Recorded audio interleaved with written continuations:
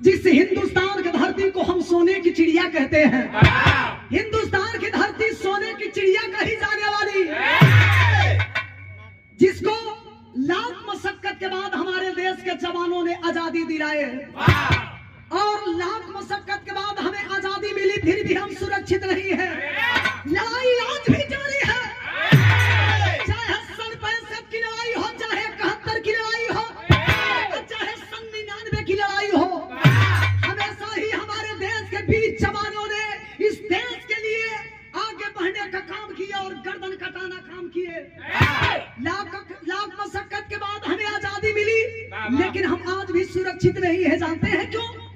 क्योंकि आज भी हमारे देश में कुछ ऐसे लोग हैं कि उन कमीनों के हाथों बिके हुए हैं। प्रतिदिन हमारे देश के बहादुर वीर जवान इस देश के लिए अपने आप को कुर्बान कर रहे हैं। उन जवानों के लिए कवि जी भूमिका में भाव लिखते हैं बहादुर, कैसे?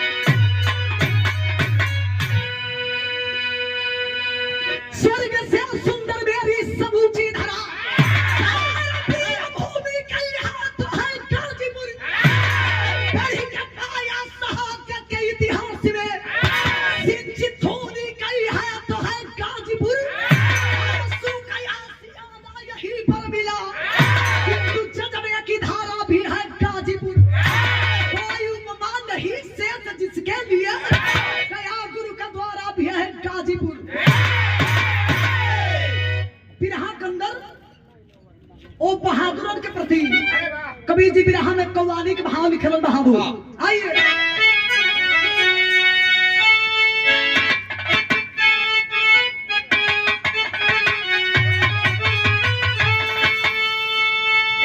मास्टर साहब, आज हमको और आपको जो बांटने का काम किया जा रहा है, हिंदुत्व में हमें जो बांटने का काम किया जा रहा है, आपको शायद याद होगा जब देश हमारा गुलाम था, धरती मैया गुलामी की जंजीर में जकड़ी ही करा रही थी। आजादी दिलाने के लिए केवल हम एक ही नारा लगाते थे, इनकलाब जिंदाबाद, इनकलाब जिंदाबाद, भारत माता की जय, भारत माता की जय। लाख मशक्कत के बाद हमें आजादी मिली, लेकिन आज हमें जो बांटने का काम किया जा रहा है, हिंदू मुसलमानों में लड़ाने का काम किया जा रहा है, फूट डालो राज करो, लेकिन हमको और आपको सोचने का वक्त आ गया है। उन जवानों के लिए कवि जी लिखते हैं क्या?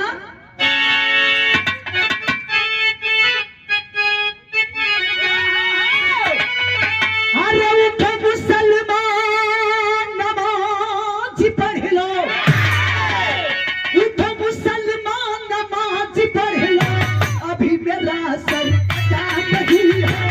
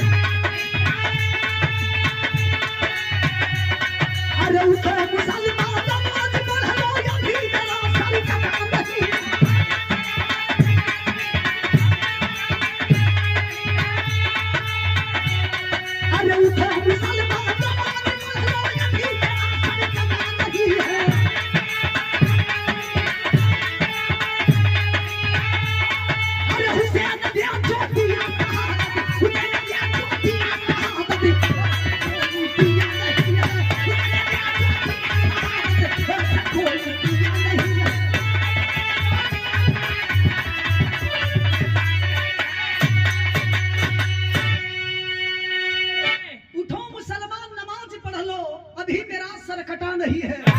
हुसैन ने जो दिया शहादत वैसा कोई दिया नहीं है।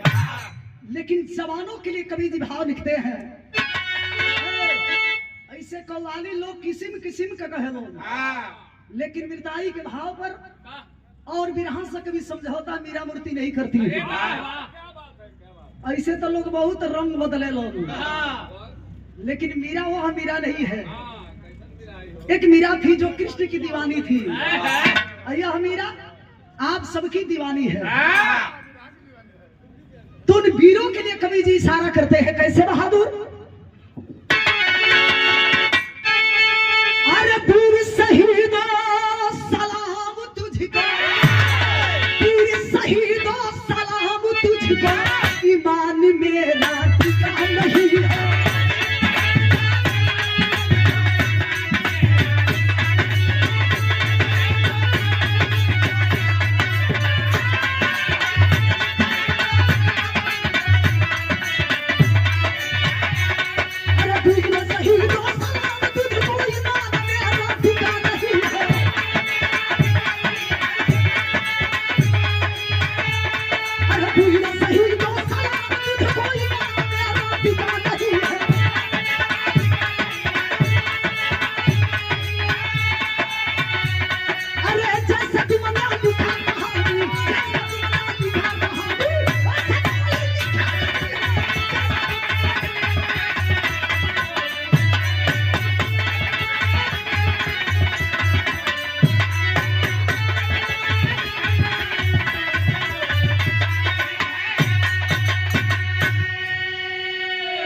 इसीलिए तो कहा गया है कि आदमी चला जाता है कीर्ति अमर होती है, सावन गुजर जाने की बात सल की कदर होती है।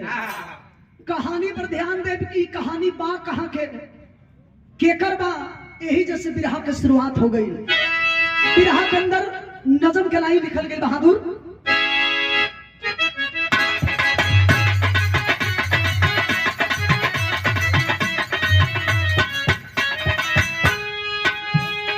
पर्दा बढ़ा लो भैया, पर्दा बढ़ा लो।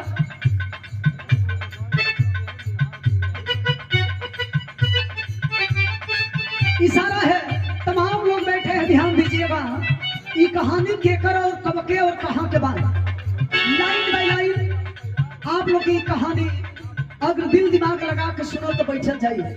का इशारा बा? देश के सेवा, देश के सेवा में जो जीवन को लुटाया है, देश के सेवा में जो जीवन को लुटाया है, सिंहासन शहीदों का शरीर में नुमाया है।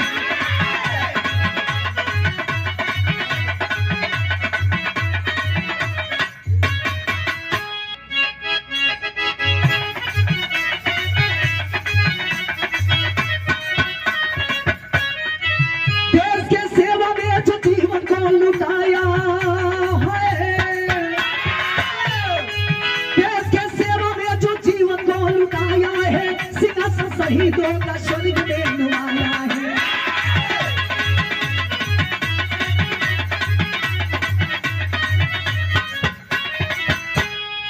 जनमानों का पना महज एक हिस्सा है, मगर फौजी बन जाना कीर्ति का हिस्सा है।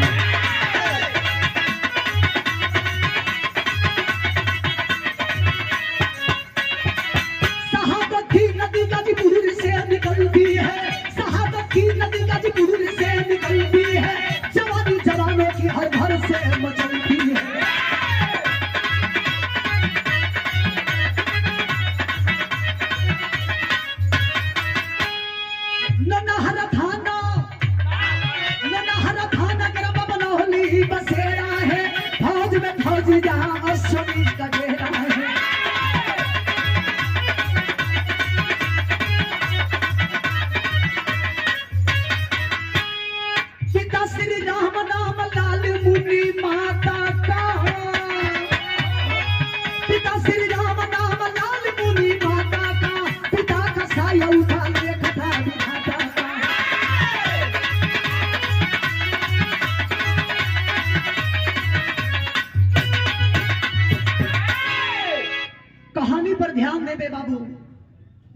यह कोई कपोल और कोई बनावटी कहानी आपके बीच में नहीं।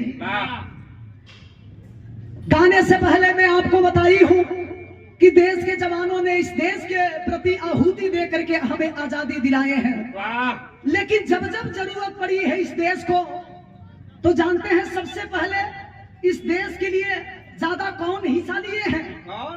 जब जब लड़ाई लगी है देश के लिए, तो सबसे ज्यादा गाजीपुर के जवानों ने इस देश के लिए बढ़ चढ़ करके हिस्सा लेने का काम किया है। चाहे 65 की लड़ाई हो, चाहे कारगिल की लड़ाई हो, चाहे पुलवामा हादसा हो, हमेशा गाजीपुर के जवानों ने इस देश के लिए बढ़ चढ़ करके हिस्सा लिया है। यह कहानी कोई कपोल और कोई बनावटी कहानी नहीं। जिला गाजीपुर, थाना नौनहरा और ग्राम चकदाऊपुर के रहने वाले एक किसान यादव बिरादरी का छोटा परिवार, घर के मेन मुखिया, मेन गार्जियन, जेकर नाम बतावल गई श्री राम यादव, और श्री राम यादव के दुल्हन के नाम बतावल गई लाल मुनि देवी। लाल मुनि देवी से भगवान 3 गो बेटा दिले बड़ो। सबसे बड़ा बेटा, जिस बेटे का नाम अश्विनी कुमार यादव, मझिलका बेटा जो ने बेटा का नाम बतावल गई अंजनी कुमार यादव, दुलरुआ बेटा जो ने बेटा की उम्र 12 साल के हो, वो बेटवा के नाम बतावल गई अमन कुमार यादव। पिताजी किसान बड़न, किसानी करत रहो, लेकिन सोच बड़ी ऊंची है। हम अपने तीनों बच्चों को पढ़ा लिखा करके अच्छे इंसान बनाएंगे, अच्छा नौकरी दिलाएंगे, लेकिन संजोग बस पिताजी किसी बीमारी की वजह से इस दुनिया को छोड़ करके चल बसे। घर की सारी जिम्मेवारी माँ के ऊपर होती है। माँ अपने तीनों बच्चों को लेकर के इस दुनिया में किसी तरह से जीविका चला रही है, लेकिन कभी कभार अपनी पति के बात को याद करके वह रोया करती थी। बड़ा बेटा समझाता है कि माँ आप चिंता मत करो, पिताजी किसान थे तो क्या, उनका जो सपना था ये तेरा बेटा अवश्य एक दिन पूरा करेगा। इसी गरीबी में तेरा बेटा पढ़ाई भी करेगा और समय आने पर तेरा बेटा नौकरी करेगा तो फौज की नौकरी करेगा। वर्दी चढ़ाऊंगा, वर्दी चढ़ा करके तेरा बेटा देश का सेवा करेगा। लेकिन माँ रोने लगती है कि नहीं रे बेटा, हम गरीब इतना सारा कहां से पैसा लाएंगे कि तेरा भर्ती होगा। लेकिन किसान का बेटा माना नहीं करता है। क्या बाबू, बिरहा में गीत गई।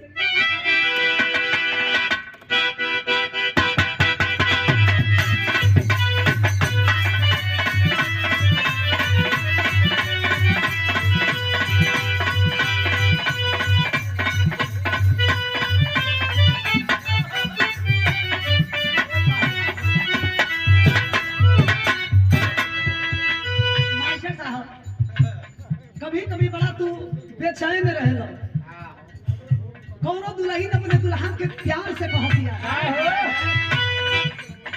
पहले के जमाना में अब में कितना अंतर हो गया रहुआ, सब तनी ध्यान दे। पहले हमारे चाचा दादा लोग गीत गाई तो करे अंदर पर्दा होके आए घड़ी जो गीत निकला तो आप लोग देखते बनी। लेकिन ये घड़ी की मेहरारू तो कैसन दिया कि अपने पति के भगवान मानतिया, कह दिया का कहले रहल,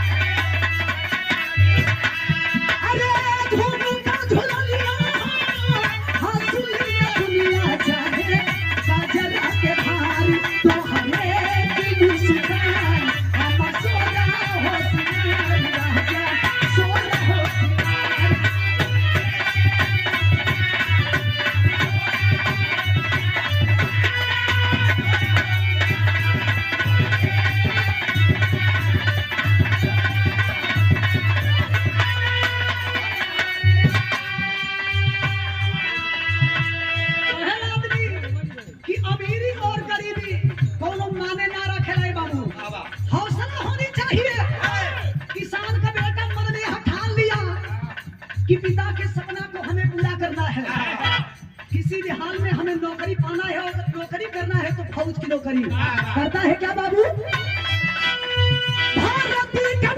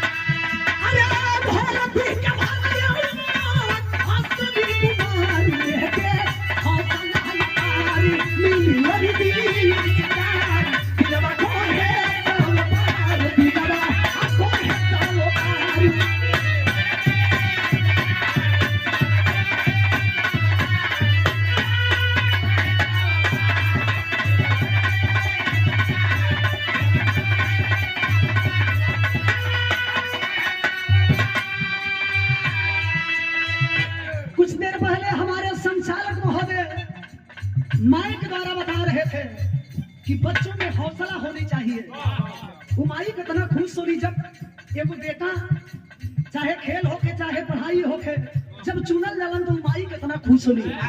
गाजीपुर का लाल अश्वनी कुमार यादव पढ़ाई के साथ साथ धीरे धीरे फार्म भरने लगे।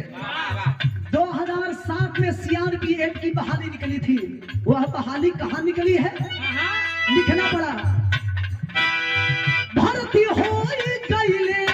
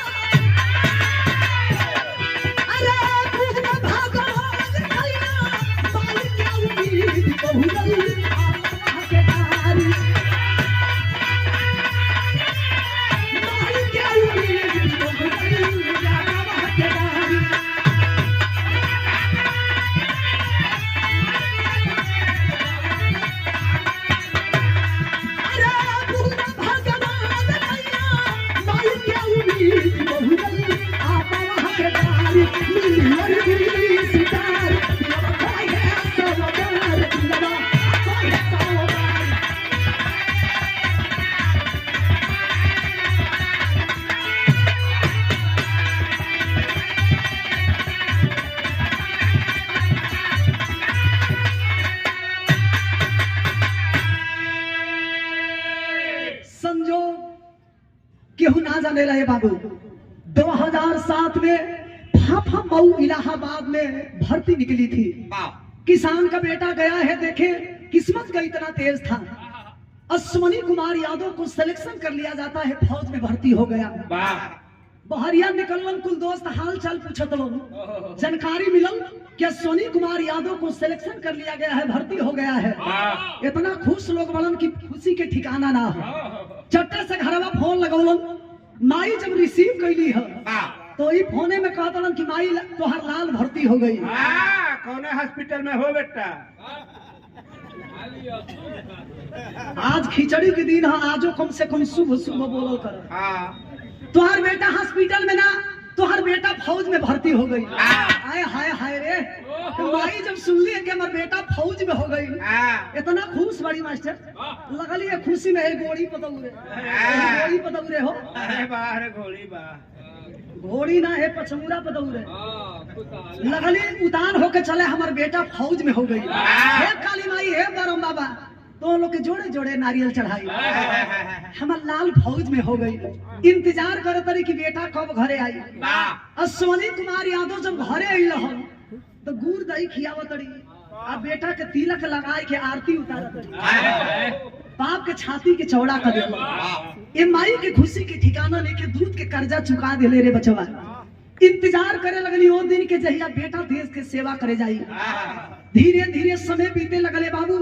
जिस वक्त ज्वाइनिंग लेटर पाता है किसान का बेटा देश के सेवा करने के लिए जब निकलने लगा तो हम माँ भावुक होती है। भावुक होकर के अपने लाल से एक बात कही।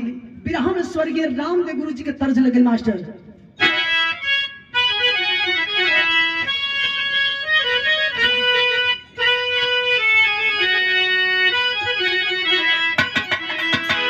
भाई कुल गीत जब आप लोग आई बुझाई कि एकदम तुरंत एकदम ताजा रसगुल्ला निकलो। आई जितना कुल लौकी बड़ी सब पतिया नतिया पटनाबा देवराई कुल। लेकिन हरि देखी स्वर्गीय रामदेव गुरु जी जवानी के आलम में कैसे गीत के गाई।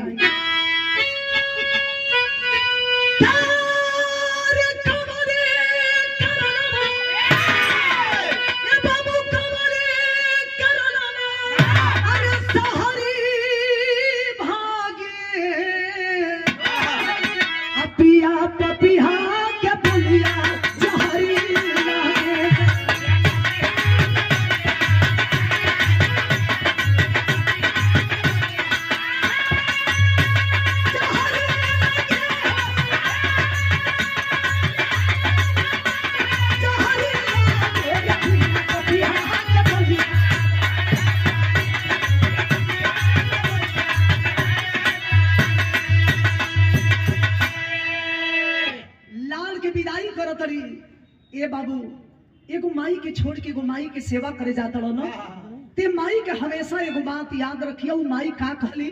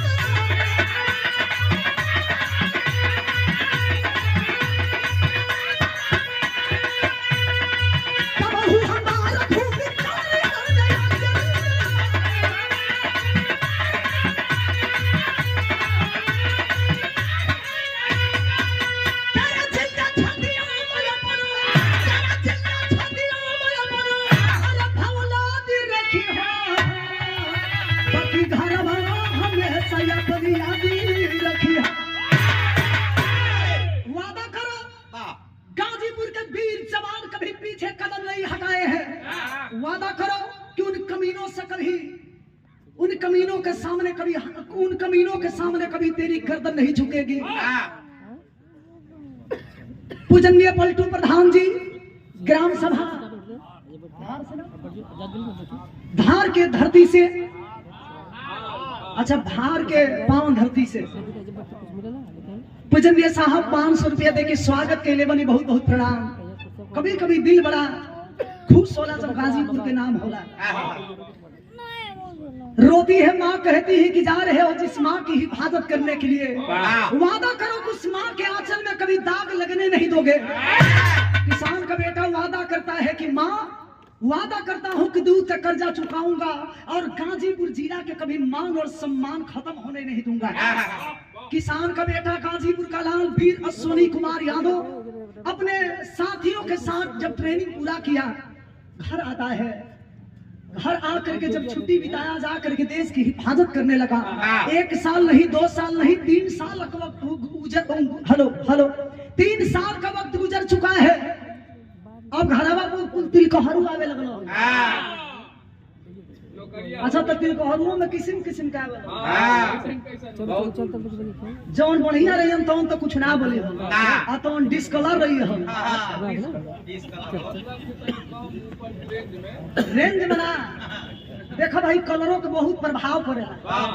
अच्छा लड़की देखा जाइब अब तनी हमारा ऐसा जौन बिया तो सोचबा कि चलो तनी कमो मिली त अपन आ जितना लड़की जितना लड़का करिया देखबो।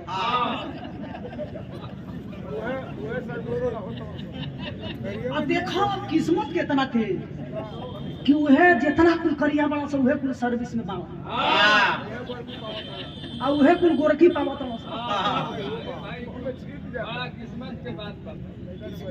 लड़का नौकरिया बा भाई जौन मांगी तौन दिया। अच्छा तो वो कुल छौफिट्टा खोजत आ हमार देखो करो बिना दाने दहेज के। तो कभी कभी भगवान दिलो तो छप्पर फाड़ के दिलो। 3 साल बीतल बा दुआरी पर तिलकहरू लो दौड़े लगल लो। अच्छा तो तिलकहरू लो कहाँ के बालो? कहाँ के? नवगढ़ से तिलकहरू लो नहीं खेलो आई। जिला बलिया, ग्राम गांधीनगर, ब्लॉक बेरवार बारी, थाना खेजूरी के रहने वाले एक छोटा ही यादव बिरादरी का परिवार। पिताजी के नाम गुलाब यादव, अब बेटी के नाम बतावल गई अंशु। अंशु इतना अच्छी थी, शिक्षित थी और बड़ा ही जानकार और बड़ा ही सुशील थी। दुआरी पर आई लोग तिलकहरू लो शादी ब्याह के बाद चलो रिश्ता तय हो गई। और जब शादी भइल तो शादी भइला कितना दिन बीतल? 10 साल बीत गई। और जब 10 साल बीत गई तो अश्विनी कुमार यादव के और अंशु के संपर्क से भगवान 2 औलाद दिलन। एगो बेटा एगो बेटी। ओहो बेटी बड़ी है, बेटा छोटा है। हाँ। ये 2020 मार्च के महीना चला था ये बाबू। अचानक भई का बिरहा में तर्ज लग गई बहादुर।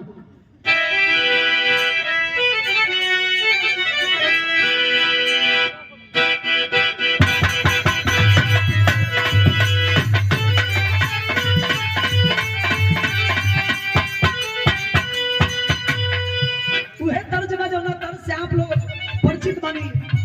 कौनो लभर अपने हम तो जाना तनी कि मोबाइले के कवर होला कभी जी। ई लभर कवर कब से खोजे लगा। उहे कहले हल्का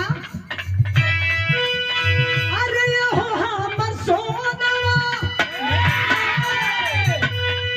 अरे ये हो हमर सोनवा कर जमी भोगवा।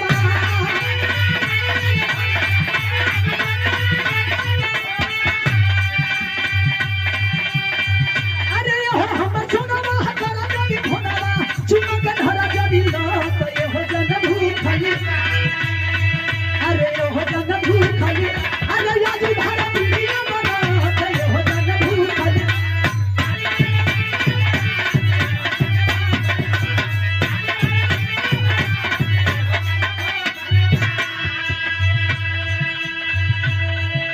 आप लोग जानते बानी कि मार्च के महीना बड़ा खतरनाक होखेला। तमाम हमारे गुरु जी लोग बैठल बानी, लेकिन मन ऐसा चीज हो कि जे लजाई लू गई। 3 गो महीना बड़ा खतरनाक होखेला। कौन कौन? सावन के महीना मेहरारून खाती, फागुन के महीना मर्दन खाती। कार्तिक के महीने कुकुरन खाती।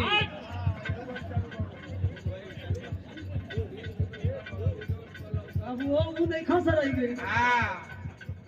वानियों के सीजन बदल गई ना।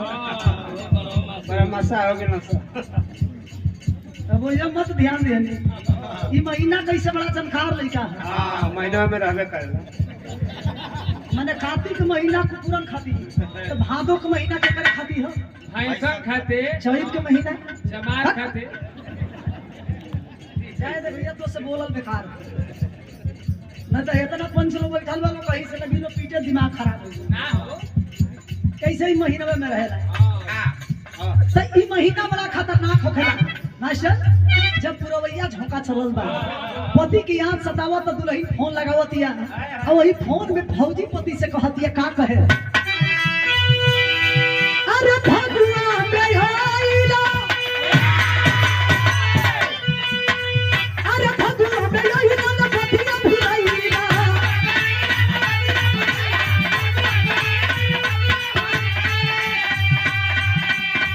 अरे भगवा बेहाइला न पतिया भुलाइला। कहला कहला कहला याद खोनावे में कहती, खोनावे में कहती। अरे याद खोनावे में कहती। अरे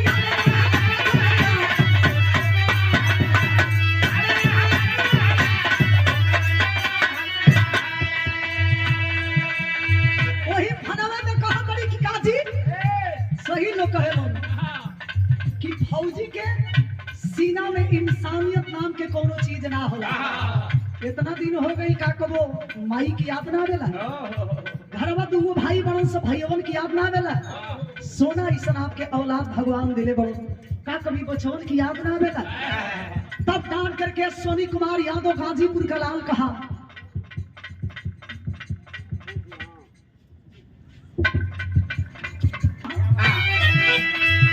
तब सवा हरी से रहनी हमर ऊपर होला हो।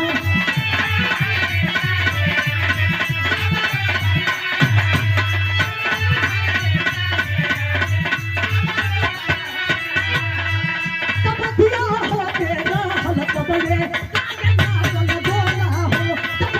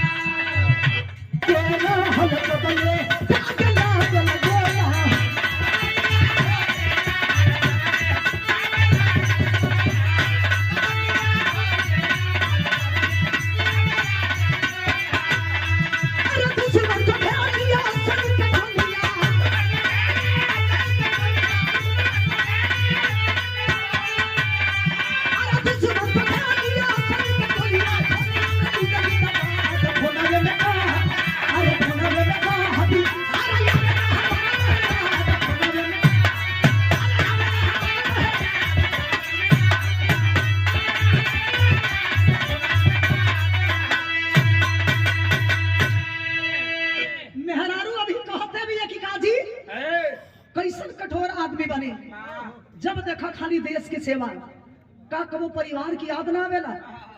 डांट करके अश्वनी कुमार यादव कहा कि सुनो अंशु, हम ठहरे फौजी आदमी, हम फौजियों के लिए सबसे पहले देश की सेवा, इसके बाद परिवार। ऐसा नहीं है कि माँ की याद हमें नहीं आती, बच्चों की याद हमें नहीं आती, याद तो सबकी आती है, लेकिन मेरे लिए पहले सबसे पहले देश की सेवा। मेहरारू खिसियाई लिया, जा हो जा, जा आज के बाद फोन ना कर, आज के बाद हो जाई। जा जा, ये खाली ड्यूटी कर, कल खिसिया मत। हमने के पहले धर्म है देश के सेवा करी। मेहरारू खिसियाई लिया, यही बीच में हाई देखी घटना घटता आवाज होके लगल। अश्वनी कुमार यादव कहते हैं फोन रखो, फोन रखो, लग रहा है कमीने मानेंगे नहीं। ये साले बगल वाले हमेशा दोगलई पर उतारू रहते हैं, ये साले दोगले होते हैं। कौन बगल वाले? बगल वाले के मतलब ए और ओ नहीं, बगल वाले के मतलब मेरा पड़ोसी मुल्क पाकिस्तान। ये हरकत से कभी बाज नहीं आते हैं। लग रहा है कि ईंट का जवाब पत्थर से चुकाने का वक्त आ गया है। आप सब देखले हो, अश्वनी कुमार यादव जब अपनी टीम को लेकर के वहां पहुंचते हैं, दोनों तरफ से गोलियां चलने लगी, जिसमें एक जवान नहीं, दो जवान नहीं, गाजीपुर के जवानों ने मिलकर के 4 आतंकियों को मार गिराने का काम किए थे। बहादुरी के परिचय देने वाला गाजीपुर का लाल मेहनत और लगन के साथ जब 4 आतंकियों को मार गिराया, तो जानते हैं दूसरे दिन ड्यूटी कहां लगाई जाती है? कश्मीर के कुपवाड़ा जिला हिंदवाड़ा सेक्टर में, जहां की एक रोज पहले हमारे देश के 5 फौजी जवान शहीद हुए थे। वही जो ड्यूटी लगावल गई है, जानकारी मिलल अश्वनी कुमार यादव के, तब बदला लेने खातिर बाबू अपने टीम के लोगन के सतर्क करावे लगल। बिरहा में स्वर्गीय रामदेव गुरु जी के तर्ज लगल, तनी चढ़ाई के दे भैया।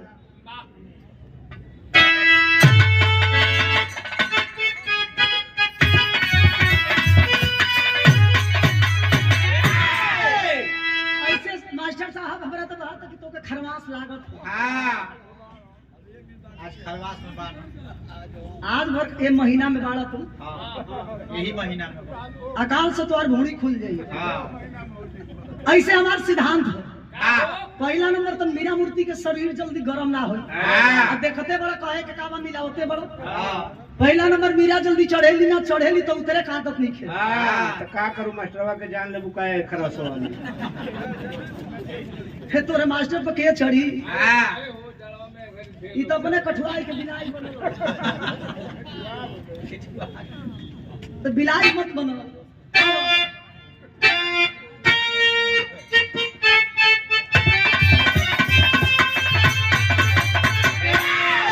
हमनी के तरह सबके लगले के बच्ची बनी जाए, लड़की बनी जाए, लेकिन गुरुजी बैठल बनी।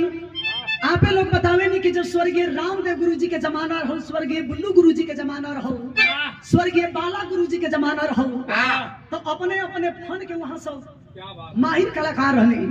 स्वर्गीय रामदेव गुरुजी बीरस के गवैया रहने, और स्वर्गीय रामदेव गुरुजी अरे बुल्लू गुरुजी वहां के सिंगारस के गवैया रहने।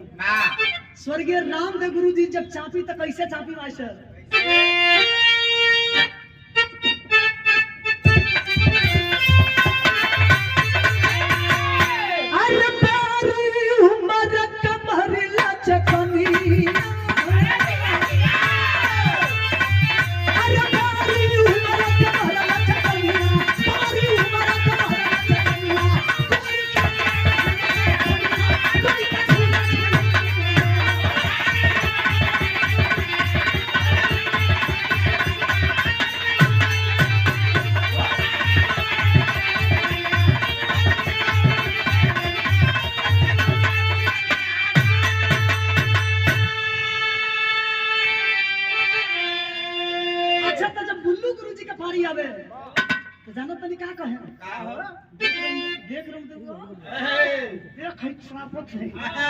यही तरह धाई के जब चली तो कैसे चली?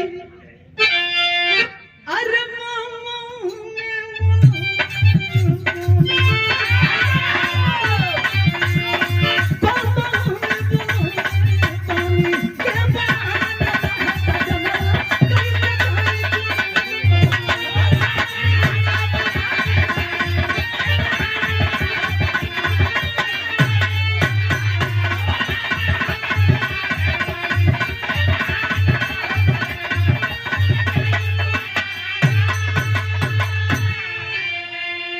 लेकिन इससे सुंदर कवि जी हमारे बिरहा के लाइन लिखल गाजीपुर का जवाब है अश्वनी कुमार यादव क्रोधित हो जाता है, गुस्से में लाल हुआ।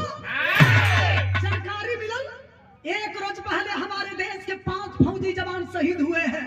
5 भाइयों का बदला जब तक उन कमीनों से चुकाएंगे नहीं, चैन की सांस हम लेने वाले नहीं है। बदला लेने के लिए चला तो लिखना पड़ा क्या, अरे बदला ले चले लबिया।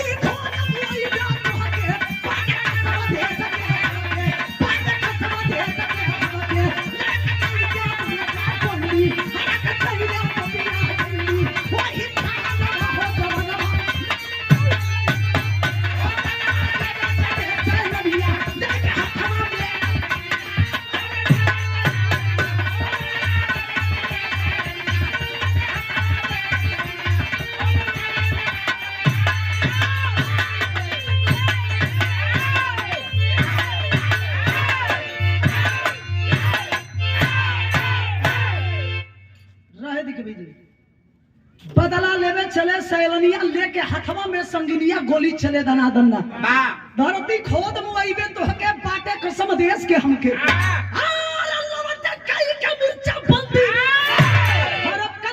पपिया गंदी हमारे गुरुजी लिखले रहलन कि दोगलवन के दोगलपन ना छूटी। एक कमीने कभी हरकत से बाज नहीं आते हैं। जवान नहीं 2 जवान नहीं, हमारे देश के 3 फौजी जवान सीने में गोली खा करके जमीन पे धराशायी हो जाते हैं। धरती लहूलुहान पड़ी है। कुछ देर के बाद अश्वनी कुमार यादव को उठा करके जब तिरंगे में देश के जवान लपेटने लगते हैं, देख जवान कहता है कि सबसे पहले इसके घर सूचना दे दिया जाए। नतीजा निकलल का बिरहा में टेढ़ी निकल गई बहादुर।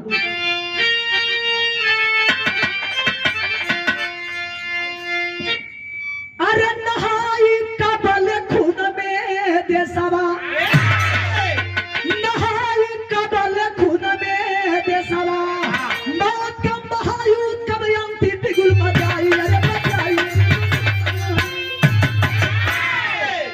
नहाई कबल खून में देशवा। आज माई के जानकारी मिलल, फोन बनारस हेड ऑफिस में घटना को मजमून दिए।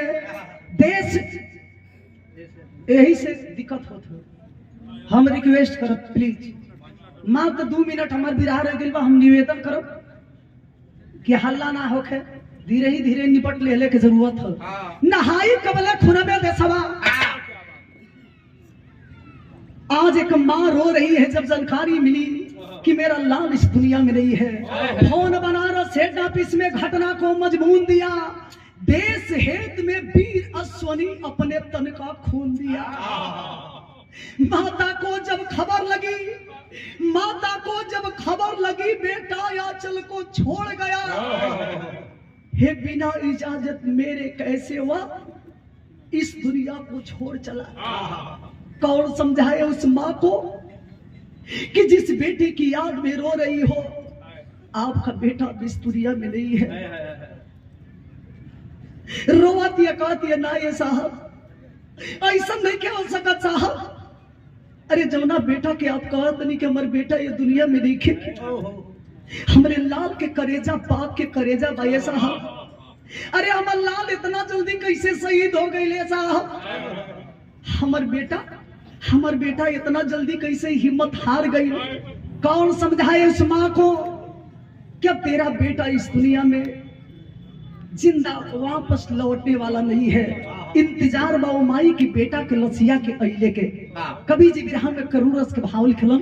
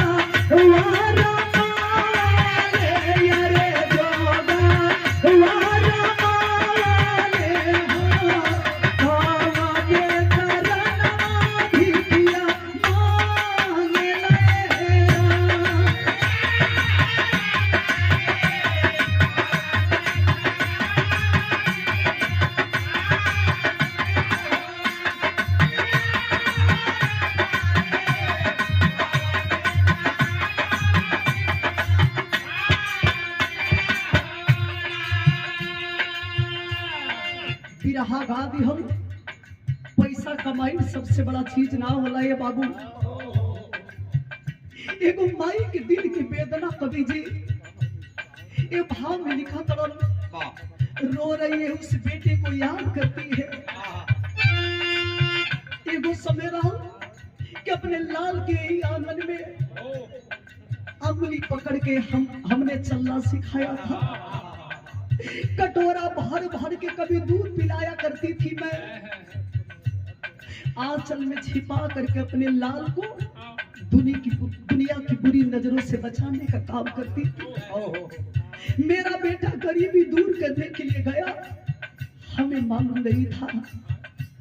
तमाम लोग जुटे हुए हैं, सबके हाथवा जोड़ जोड़ के कहे ए बाबू ए भैया बस एक बार अपने लाल के चेहरा देख लेती तो कि छातियां जुड़ा जाई। तो माई के दिल के वेदना कवि जी लिखा था कैसे, खाई के पछाड़ा गिरी गई ली मातारी रे गिरा ली मातारी आई जा बलासिया दुआर मेरा आई जा बलासिया।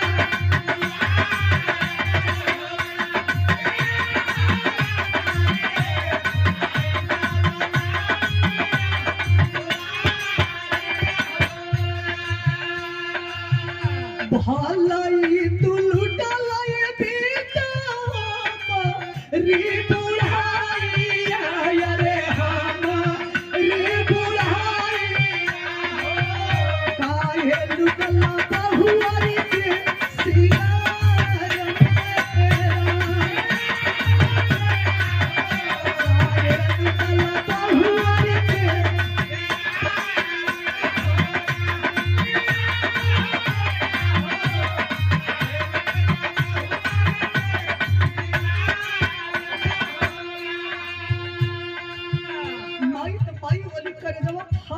बाबू शहीद बेटा से कहती है कि पास ये भाई की जानकारी रही।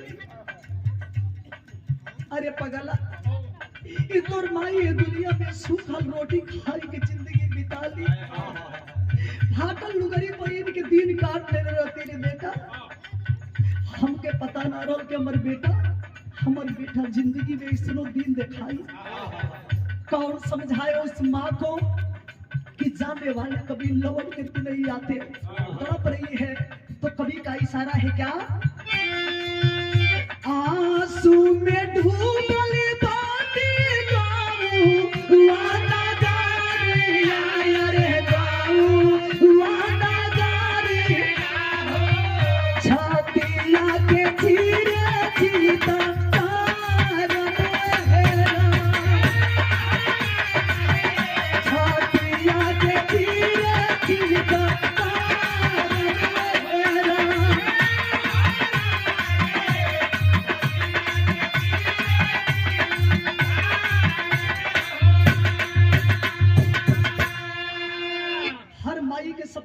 हर बाप के सपना होला कि एक दिन बेटा हमार गरीबी दूर करी, बुढ़ौती में हमार लाठी बनी। आज वही माई के सामने एगो जवान बेटा जब शहीद होला है बाबू, तो माई के दिल पर का बीतेला शायद वो माई समझ पाएगी। जिसका इस दुनिया में जवान बेटा शहीद हुआ है वह मां नहीं समझ पाएगी जिसका इस दुनिया में भाई शहीद हुआ है कि भाई का दर्द क्या होता है। आज माई के हालत ही बा, घरवा में से दौड़ल दौड़ल बौरैया बन के दुलैया आई, पति के लसिया पर गिर के रोवत ये जी आप तो साथ फेरा लेते समय जिए मरे के कसम कैले रहला ना।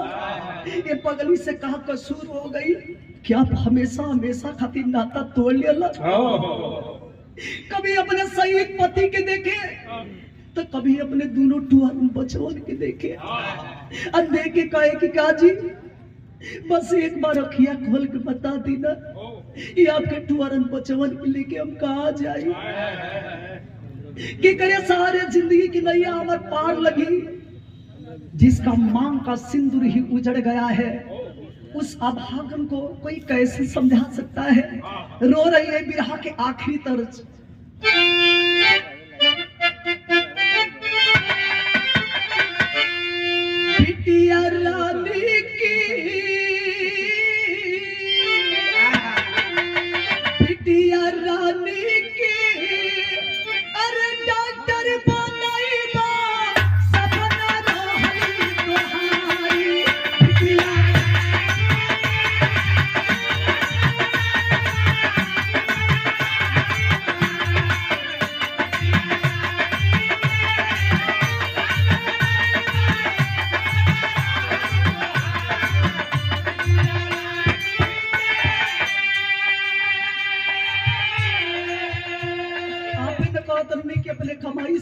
के पढ़ाई के डॉक्टर बनाई, बेटा के आई तो बहुत सारा खिलौना लेके आई, अब तोरी बेटी के डॉक्टर बनाई। रोवत ये कहे का कहे, याद दिलाई हम तो हकेता अब ई करानी हो रे हो रामा।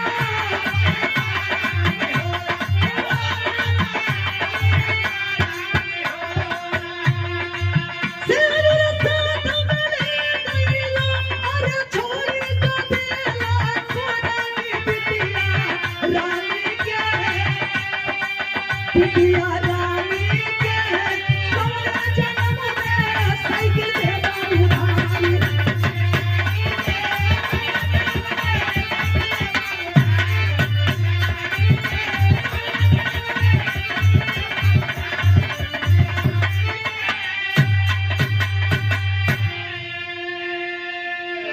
तमाम लोग जुटल बनी समझाई बुझाई के अश्वनी कुमार यादव के पार्थिव शरीर जब लेके श्मशान घाट के तरफ लोग चलन तो कभी जी मात्र 4 लाइन अल्लाह लिखलन बहादुर।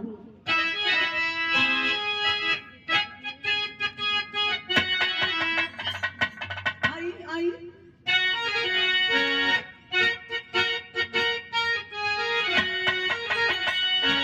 आज दिन कौन है, आज समय का 14 तारीख, तो बबुआ तनी ध्यान रहे। अरे राष्ट्र प्रेम की बात करे हम, अरे राष्ट्र प्रेम की बात करे हम, अरे देखे हर लखिया जहां, अरे भाज की कोई जात न होगी,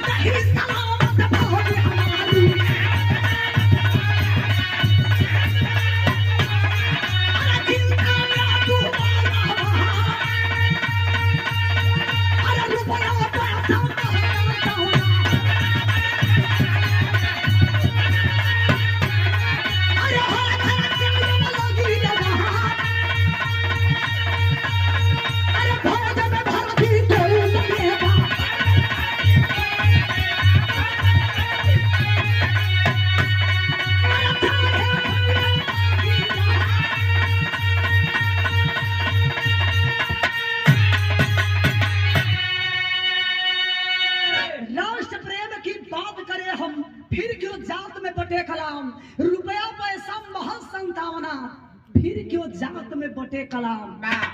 कब तक होगा मनमानी। हमारे देश के फौजी जवान गर्दन कटा रहे हैं देश के लिए, और हमारे देश में कुछ ऐसे नेता हैं जो राजनीति की रोटियां सेकने में लगे हैं। ऐसा मनमानी नहीं होगा, बहुत हो चुका। एक माँ अपने बेटे को गंवाती है, एक बहन अपने भाई को, और एक दुल्हन अपने मांग के सिंदूर को। अभी वक्त था कि देश के जवान जब शहीद होते थे, शायद आप सबको याद होगा कि जब देश के जवान शहीद होते थे तो उनको रैंक के हिसाब से पैसा मिला करता था। किसी को 1 लाख, किसी को 1.5 लाख, किसी को 5 लाख। लेकिन आप ही सबके बीच के रहने वाले जिनको आप बड़ा ही गर्व के साथ नेता कह करके संबोधित करते हो, नेता तो 2 ही हुए जिनको आप सबसे पहले नेता कह करके संबोधित करते हो। पहला नेता सुभाष चंद्र बोस, और दूसरा नेता जिनको गर्व के साथ आप कहते हो धरती पुत्र मुलायम सिंह यादव। जब आप रक्षा मंत्री बने तो अपने कार्यकाल में अपने कलम से नियम को बदल डाला कि जो जवान शहीद होते हैं उनको रैंक के हिसाब से पैसा नहीं, 1 लाख, 1.5 लाख, 5 लाख नहीं, जो भी शहीद होते हैं उनको 10 लाख रुपया दिया जाएगा और उनकी पार्थिव शरीर उनके परिवार वालों तक पहुंचाई जाएगी। यह देन है तो जानते हैं किसकी देन है। अगर मेरी बात सच्ची हो तो ताली बजा करके नेताजी को आप सम्मानित कर दीजिएगा। यह देन है तो धरती पुत्र मुलायम सिंह यादव जी की देन है। आज के समय में एक माँ अपने लाल को छाती से लगाती है तो अपने आप को गर्वान्वित महसूस करती है कि मैं उस शहीद की माँ हूँ जिन्होंने इस देश के लिए गर्दन कटाना पसंद किया, लेकिन उन कमीनों के सामने कभी गर्दन नहीं झुकाया। ये देन बात नेताजी के। आज उन्हीं के रास्ते पर चल करके उनके बेटा अखिलेश यादव जी ने यह साबित कर दिया कि बड़े पुत्र पिता के धर्म में खेती उपजे अपना कर में। शेर के बेटा हमेशा शेर होला, बांस के दरी हमेशा बांस से मिला।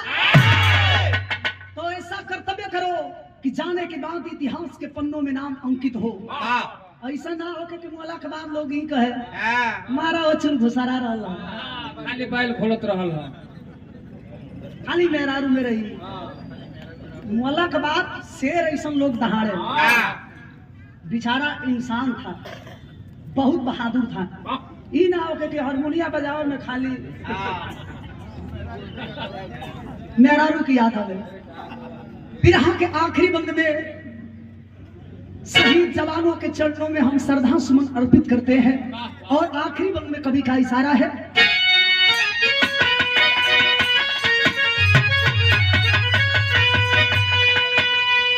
बेमिसाल सबरा के उनके कोठिया बनी, तजहिया पढ़ के डॉक्टर बिटिया बनी।